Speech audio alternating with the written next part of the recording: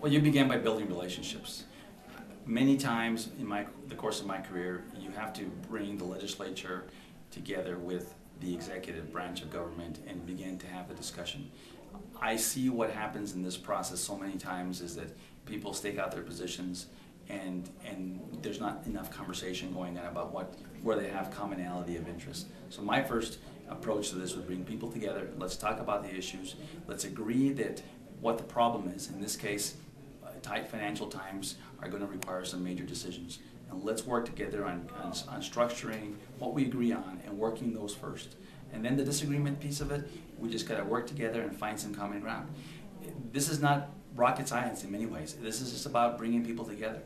Legislators respond to their constituents just like governors and lieutenant governors, but you have to have a relationship. The next thing I would do is I would look around and see how we can make government more efficient.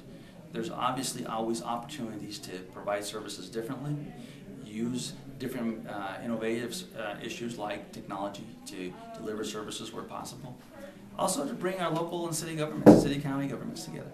Our city governments and county governments need to be part of the state infrastructure for delivering services. And many times what I see from my experiences in local government is the state takes out its position, the counties do the same, cities do the same. Our taxpayers are all paying the same bill. Let's all figure out how we work it together so that we make the best use of that taxpayer dollar and that we get the services where they need to be. And there are those that say that the best use of the taxpayer dollars, not necessarily spending all of them. Last week, Gary Johnson at his tax protest said, this administration and the legislators have been spending like drunken sailors over the last 7 or 8 years. If you could tell me one thing you've learned from this administration that you might do differently if you're elected as part of the team. Well, it's always easy to second guess how you approach these things because we have the benefit of experience and et cetera. Having said that, my first inclination always is to bring the legislature together and create a relationship. It's amazing to me when you go up to Santa Fe where the House and the Senate don't always agree on these issues, and then you have the executive sitting there trying to manage between the two. A lot of times politics is about splitting people up. That's not what New Mexico wants, and that's not what this should be about. It's about bringing them together and find common ground.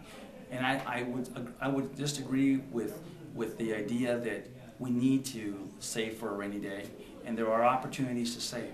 But what I would disagree with the former governor on is that there's been so many areas where we have not had any type of real investment in New Mexico. And that's part of what we've seen over the last 8 years. There's some amazing investments in education and transportation. That makes New Mexico move forward. And saying no to everything is not the way to govern. By the same token, you have got to be able to bring people together.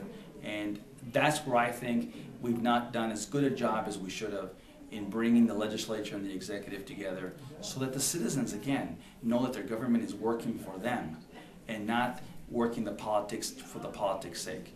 And that's the piece that I believe gets people frustrated with government, where people lose faith in their government, is when all you hear about is the disagreements and where they're not working together. We need to show people more positive results, and that means fostering good relationships. And you've been wrapping up your campaign, preparing for the pre-primary nominating convention, going to county conventions. Give us a hint or tell us how you're gauging public sentiment and what you're hearing from New Mexican voters as you travel.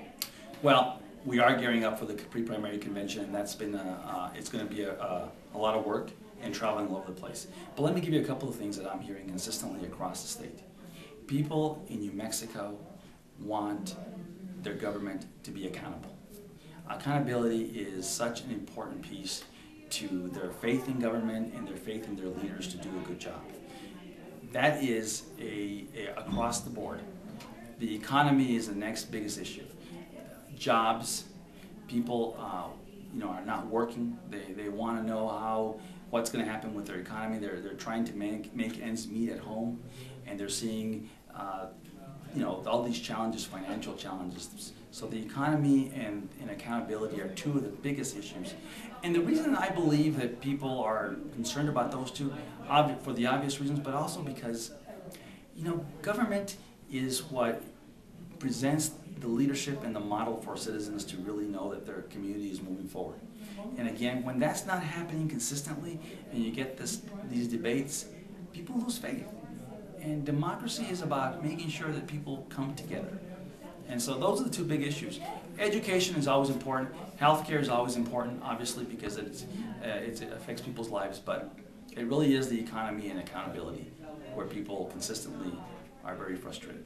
You've only been away from the Mid-Region Council of Governments for a month or so, and now they're talking, because of the budgets, about having to cut back on weekend train service. That decision will be made later this week. Your thoughts? Early on in this process, we went to the voters and asked them to support an 1/8 of a cent gross receipts tax to fund the rail runner and transit connections. It is this tax would have generated the revenues that were predicted 2 years ago, and as a result of this economy and the struggling economy we have, those revenues aren't coming in. And the most important thing that I believe from this issue is that we all have to live within our means. And that means sometimes making some tough choices. This is a commuter train. It's about providing people services between Monday and Friday to get people up and down from Santa Fe all the way to Belen and to Albuquerque, etc.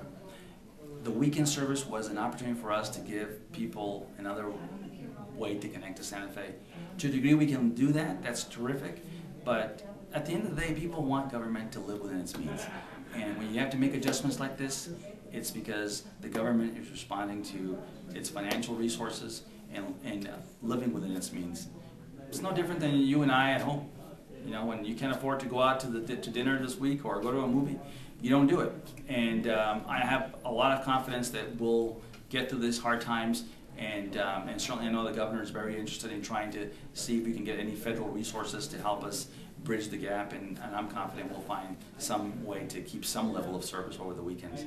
Just real briefly, some of the gubernatorial candidates are reporting now more frequently on a volunteer basis their campaign contribution that they've been receiving. Will you be doing the same thing? I'm an open book. I believe that people ought to number one, follow the rules, and where possible, and if it's about reporting more frequently, we ought to be looking at that, because citizens have a right to know what's going on. I also think that on the flip side is that there's got to be a level playing field. Everyone's got to be reporting, and my fear is that as we go through this process, people will react and do things of this nature and fail to see what the real issue is. And the real issue is accountability and ethics begins with the person that's holding the office and in the office. I've always said throughout my career, ethics is not something you put on like a coat in the morning and wear it during the day and take it off at night. It's who you are as a person. I've been in public service for 25 years, and I truly believe that public service is an honor, and I want to make sure that people know that I take that honor very, very seriously. Well, thank you for taking a little time to speak with us. My pleasure.